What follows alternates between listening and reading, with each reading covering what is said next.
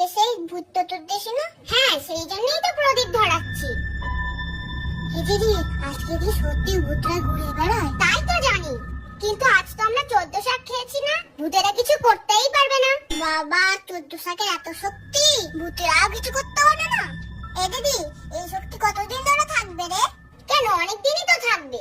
ওই জন্যই তো বছরে একবার করে 14 শাক খাই। এই দিদি শোন, এবার ভূত আসুক না আমার কাছে, এমন মার মারবো ভ্রমণ করতে করতে পৃথিবীর বাইরেই চলে যাবে। তুইও কোনো ভূত দেখলে আমার কাছেও পাঠিয়ে দিবি।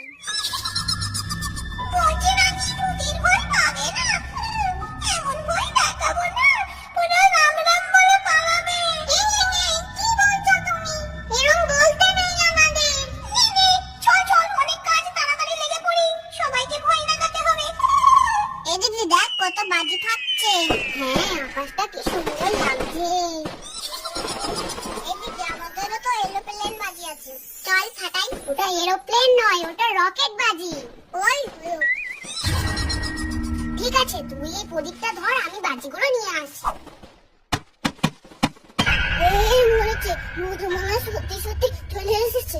কিন্তু আসলো কি করে? আমি তো 14 শাক খেয়েছি। কেমন আছিস? ও তুই এতদিন ধরে কোথায় ছিলি? আমাকে তো সেই ম্যাজিকটা শেখালেই না। এই না